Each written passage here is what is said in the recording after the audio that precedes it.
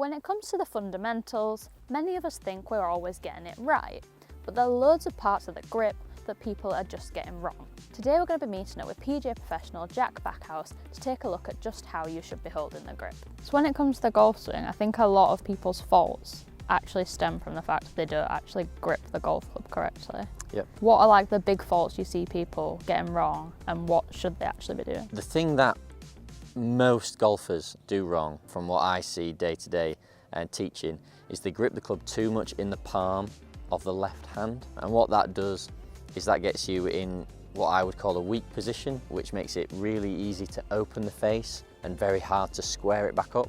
So if you're a slicer, a lot of the time we see people with a very palmy left hand. The other thing it does is it actually doesn't allow you to use your wrists as well in the swing. It sort of almost like locks that left wrist, so it's very hard to like get that extra bit of like wrist cock, which is going to give you more power. I guess I might see people like over swinging then as well, because they're trying to get the length of swing Absolutely. from somewhere else rather than from properly using the wrist. Exactly. So someone like Bryson has a very palmy grip because he's trying to, or certainly on his irons and wedges, he has a very almost like stiff and wooden swing. So he grips it in the palm because that's what's sort of, it makes sense to do so.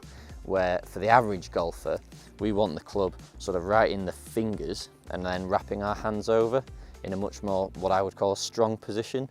Because what that's going to do, it's going to allow us to use our wrists a lot better to create speed and power, and it's also going to encourage you to square the face up to stop the ball slicing. So what would be some good reference points for people like on the golf club or necessarily on the hands for where the club should actually be sitting? Yeah, so I really think you want the club sort of down the middle channel of your fingers and then wrapping your hand over. So I like to say to people, feel like your left thumb is down the right hand side of the grip for a right-handed golfer, and then that sort of creates a position where the line that between your thumb and your hand points up towards your right shoulder, and then from there the right hand sort of sits on top, also in the fingers, not in the palm, and will just sort of sit on top of the left.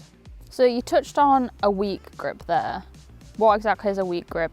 What might it cause in the shots? And then on the other kind of spectrum, what's a strong grip and what might that cause? So a weak grip is where, for a right-handed golfer, your hands are turned more towards the target. So like the line created on your left hand and the right hand points more up, either up straight or actually even over towards like my left shoulder. And what that is going to cause is I'm always going to open the face a lot as I take the club back. And that's going to get me in a position where I have to do some pretty drastic things in my downswing to try and get that face to square up to stop the ball going straight right. So if you're a slicer of the ball, you definitely don't want a weak grip. Where a strong grip is your hands are almost turned over the complete away from the target. So a grip that's really strong is going to look a bit like that. Your hands are almost going to be, your left hand's going to be right over and your right hand's going to be under.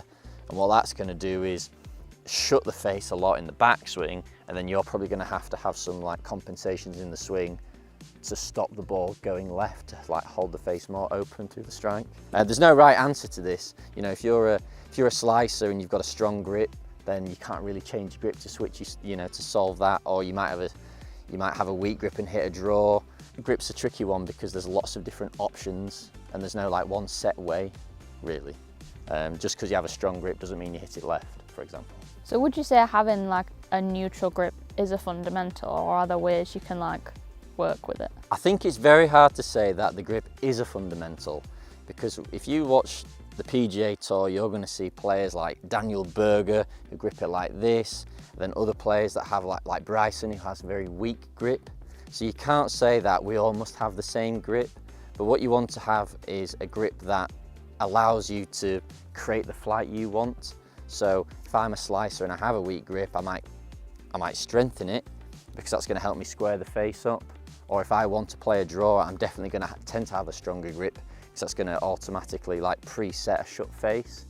It's really what are you trying to do, but we always generally want the club in the fingers regardless of what we're trying to do, just because it allows your wrist to work better back and through.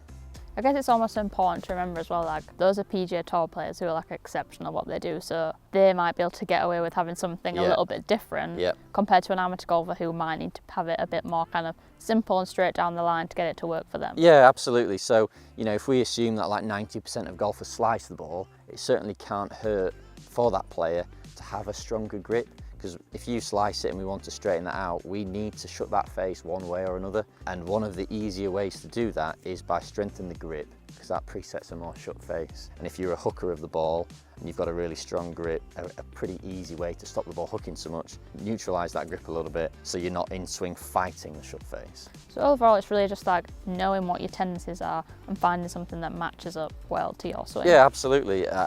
There's no one-size-fits-all approach here. I think what you have to do is, you know, have a bit of an honest conversation with yourself about what does your flight do. You know, do you slice it, or is it a power fade? And what does my grip need to do to either maintain a consistent flight or change the flight if necessary?